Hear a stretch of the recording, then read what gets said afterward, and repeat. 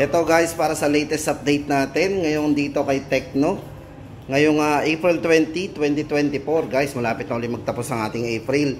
Doon sa mga naghahanap nga pala ng budget phone dito kay Tecno, marami po tayong pagpipilian dito guys. Available pa po yung kanilang itong Spark Go 2023. Then yung kanilang tatlong variant ng Spark Go 2024, meron po tayo dito. Tapos yung kanilang mga Spark 20C Poba Neo 2, available pa rin.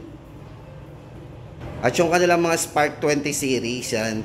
Guys, mga pala sa mga nagtatanong nitong Poba 5, ay hindi po talaga nagkaroon dito sa store si Tecno eh.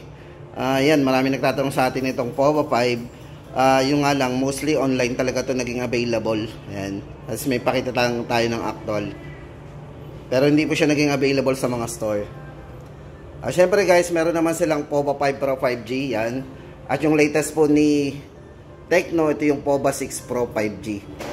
Yan, isa-isay na po natin guys. Umpisa po tayo sa pinakamababa or yung pinaka-budget phone. Ito kasi tamang-tama sa mga gamer eh. At abangan po natin yung mga bagong i-release po nila. Yun nga lang po, wala pa tayong idea kung kailan. Well anyway guys, umpisa na tayo sa ating update. Guys, unahin na natin yung kanilang Spark Go 2023. Sa mga naghahanap po ng Spark Go 2023, yan. Yan. Guys, ito pala muna ang ating unahin. Siyempre, yung bago natin balikan to si Spark Go 2023. Kasi ang alam ko, limited na lang po yung nito, yung variant. Pero dito guys, ang good news dito kay Spark Go 2024, yan, ito na yung bagong nila. Pagdating sa entry level, guys, ito, 3,599. Bali, ito po yung naka 6 gig RAM, 64. Bali, 3 plus 3 po ang RAM niyan. Tapos ito naman po, yung naka 8 gig RAM, 64, 3,699. At yung 128 naman po natin guys, ito, naka 4 gig plus 4 gig extended RAM.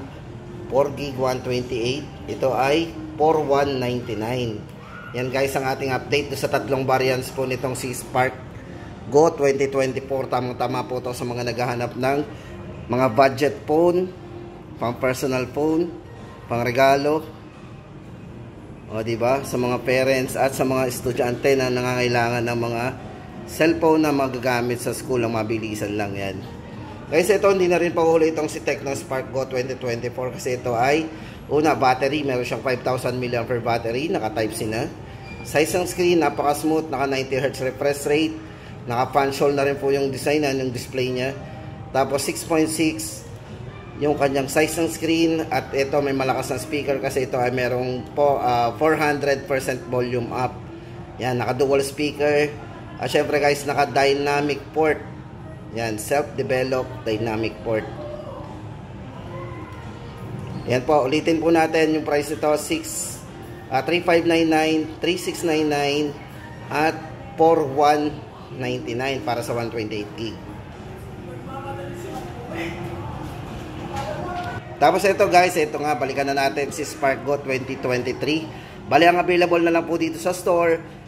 Check na lang po natin ito sa mga iba pang mga store kung halimbawa naghahanap pa po kayo ng ibang variant. Pero dito po, ang kanilang available dito sa SMCT Lipa Tecno ay yung 464 nila.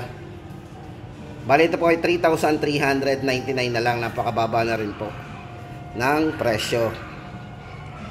Yan guys, ang specs nito, naka 13 megapixel AI camera, dual camera yan, naka 6.6 high definition. Tapos mayroon na rin siyang security side, ito, naka fingerprint na rin sa likod. 5,000 mAh battery at syempre guys, naka trendy design.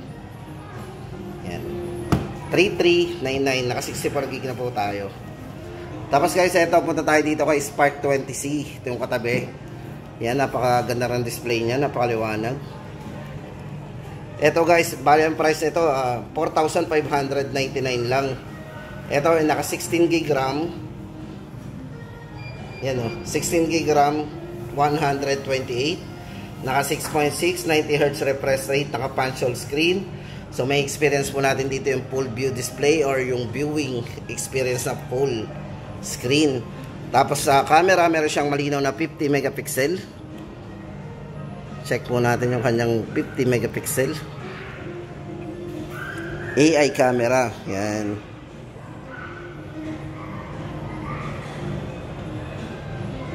At syempre guys, naka double speaker din to. Yan, 400% volume up. Para po sa design, check po natin yung design niya. Napakaganda rin naman po ng design nito. Ayan guys, para dito kay Spark 20C, sa mga naghahanap po ng budget phone na may mataas na RAM. Yan, 8+8 ang RAM po nito, extended RAM. Parang medyo, parang AMOLED ang datingan po ng display nito. Pero hindi pa siya AMOLED kasi maliwanag yung display niya. Ulitin po natin ang price nito guys. 4,599, naka 128GB na po tayo.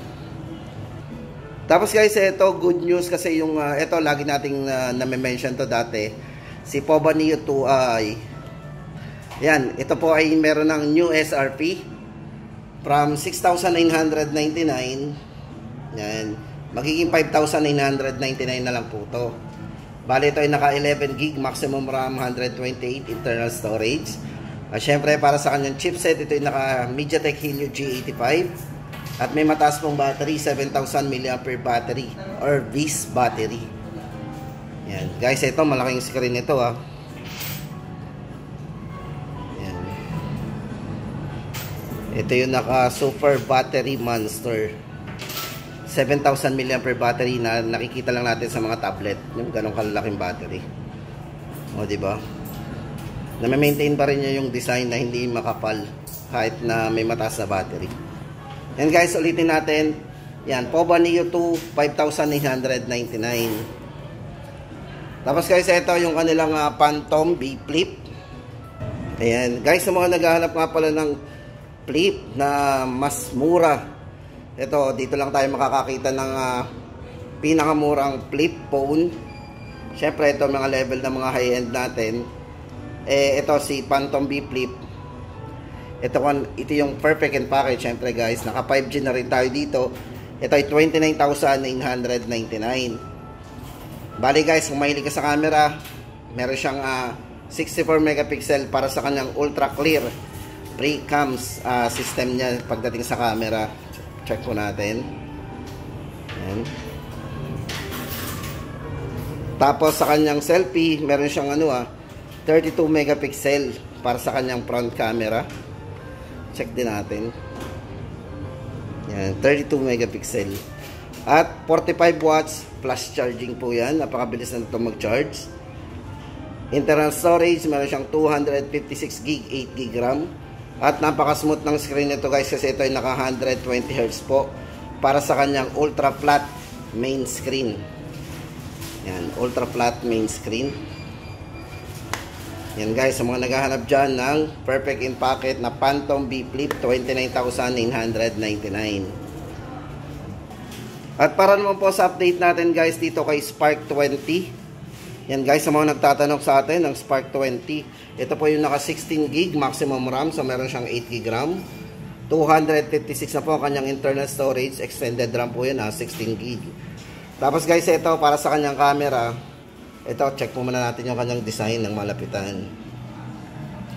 O yan guys, sa mga naghahanap dyan ng budget phone, 5,599 po, naka double speaker, side mounted fingerprint for security unlock. Size ng screen guys, ito yung naka 6.56, 90Hz po yung refresh rate ng screen. At sa mga gaming, gaming processor, naka MediaTek Helio G85. Pagdating nga pala sa kanyang gaming processor, ito ay naka MediaTek Helio G85 na rin. Hindi na rin pauhuli guys, tama-tama sa mga mahilig mag-game. At sa camera po, meron siyang ultra clear 50 megapixel na camera. Check po natin. Ayan. At yung kanyang front camera, 32 megapixel na din, di ba? Hindi na pauhuli. Sa halagang 5,999. Guys, tama-tama ito sa mga naghahanap ng mga budget phone dito kay Tecno. Di ba? Tapos guys, ito next naman natin si Spark 20 Pro. And guys, dito kay Spark 20 Pro, maganda dito guys, mataas yung mga RAM. Kasi ito ay 21GB maximum RAM, tapos naka 256GB internal storage. Sobrang laki na po ng mga storage ito. At syempre guys, gaming chipset. Yan, naka MediaTek Helio G99 na ginamit sa kanya. Ito po yung design guys ng malapitan. 108 megapixel para po sa kanyang ultra ultra sensing main camera. Ayan po. Then size ng screen guys, maganda, medyo malaki, naka 6.78. Then naka 120 Hz na po, napaka smooth. Usually yung 120 Hz sa mga high end natin nakikita. Pero dito kay Tecno, yung kanilang mga 8000 at saka yung 85 ay nandito na yung 120 Hz refresh rate. Diba? Napaka smooth. At syempre yung gaming chipset, MediaTek Helio G99 na. Fast charging na rin, naka 33 watts with 5000 mAh battery. Ito po yung price nito guys para sa dalawang variant.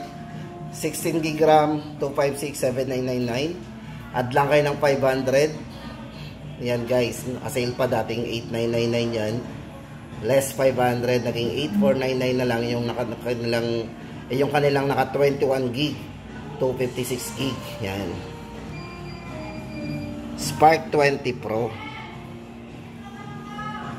Tapos ito guys, sa mga nagtatanong nga pala ng POBA, ang available po natin dito kay Tecno ay yung kanilang POBA 5 Pro 5G. Yan. Ito guys, para sa original price natin, 9,999. 16GB RAM, 256. Size ng screen, naka 6.78 full high definition display po yan. 120 Hz refresh rate para sa kanyang smooth. Yan, browsing, syempre. Tapos napakataas ng kanyang fast charging, naka 68 watts.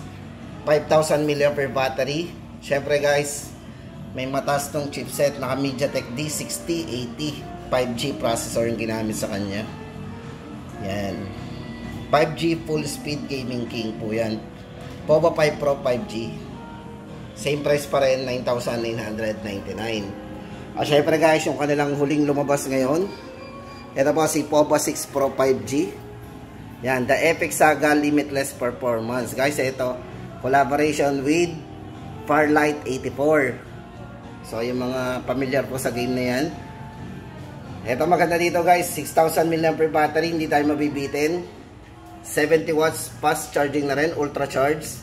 At meron siyang maximum RAM na 24GB. Yan, extended RAM. Original po niyang RAM is 12 plus 12, 256 po ang internal storage. Size ng screen, 6.78 full high definition plus, at AMOLED display na po yan. Ayan guys, maganda dito, 2160 Hz high frequency dimming po yan. So safe po yung ating mata dyan. Ito po yung ating actual units. Check natin. Ayan, ganda. Ito guys, para sa akin, ito yung design na parang napaka-futuristic talaga dito. Yan. Camera po nito, naka 108 megapixel para sa kanyang ultra vivid main camera. O diba? Ito yung ating dual view video. Tapos check muna natin yung yung ating camera. More features, napakadaming specs. Front camera.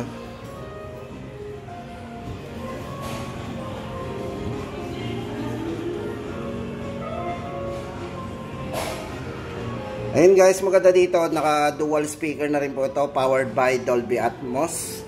So may experience po natin dito yung kanyang surround sound. Yan. Then naka dual speaker din. Super cooling po yan. Yan. Ulitin po natin, ang price po nito guys is 11,999.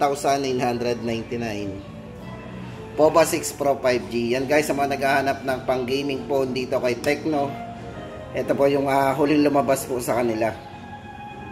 Sa mga nagtatanong po ng mga bagong i-release po ni Tecno ngayon, hanggang ngayon po ay aabangan po natin yan. Kaya lagi po tayo mag-stay tuned sa ating channel para lagi po tayong updated sa mga bagong ilalabas po nila. At syempre hindi lang yan, pati yung mga promo din nila.